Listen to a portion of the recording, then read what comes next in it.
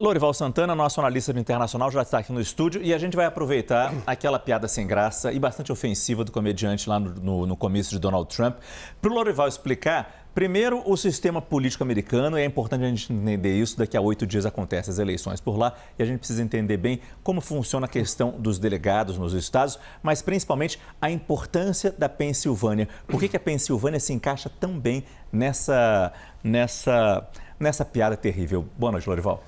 Boa noite. Bem, a Pensilvânia, quer começar pela Pensilvânia ou pela distribuição? Vamos pelo mapa primeiro, talvez, né? Primeiro do sistema, né? São 50 estados, né, e 538 cadeiras no colégio eleitoral.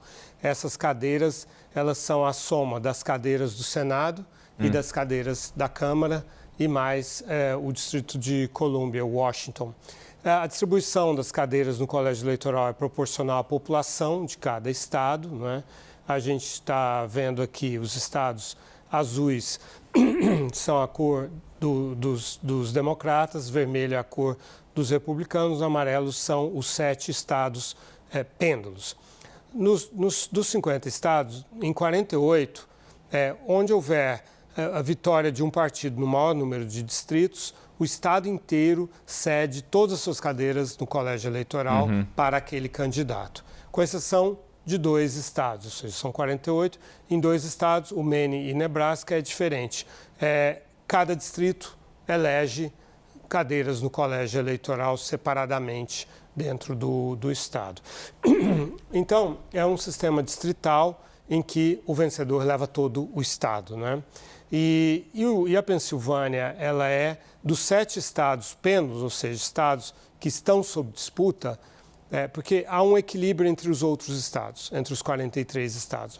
Mas entre 7 estados realmente há uma imprevisibilidade. E aí, veja, em 2016, o Donald Trump venceu na Pensilvânia e se elegeu presidente. Em 2020, o Joe Biden venceu na Pensilvânia e se elegeu presidente. Porque ela tem 19 cadeiras no colégio eleitoral. É um peso importante nessa disputa. Isso, e é um estado de mais predominantemente brancos do que outros estados, e os brancos que não têm o curso superior, né, os operários, que se ressentem da globalização, da perda de empregos de alta qualidade da indústria, nisso que é chamado o cinturão da ferrugem, porque a indústria se moveu para a China e outros países, para o México e outros países.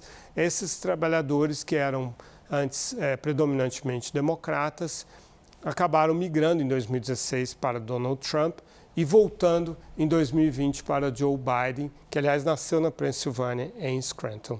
E agora a Kamala Harris tenta manter esse eleitorado e manter essa vitória na Pensilvânia. Falando desse eleitor porto-riquenho, latino, negro, porque, aliás, os negros também foram vítimas de piadas desse senhor Tony Hinchcliffe, que os associou a comer melancia, que é uma piada da época da Guerra Civil Americana, uma piada muito velha. O comício inteiro foi recheado de piadas indiretas, ofensas. Para todos. Chamou os palestinos de jogadores de pedras, disse que os judeus são pão duros. Enfim, nada criativo, né? Tudo muito sem graça, mas enfim, tem gente que gosta. De qualquer maneira, os porto-riquenhos que moram em Porto Rico, eles não podem votar, mas aqueles que moram nos Estados Unidos votam, e eles são 4 milhões de eleitores, não estou falando só a população é maior, mas 4 milhões de eleitores registrados, né? Agora, do que diz respeito aos latinos, que também foram ofendidos, e aos negros, que também foram ofendidos por esse senhor, bem, os latinos, em geral, nos Estados Unidos, eles representam em torno de 15% do eleitorado. Na Pensilvânia, só 6%. Como eu disse, a Pensilvânia é mais branca do que outros estados americanos. Os negros representam 14% do eleitorado dos Estados Unidos e na Pensilvânia 12%.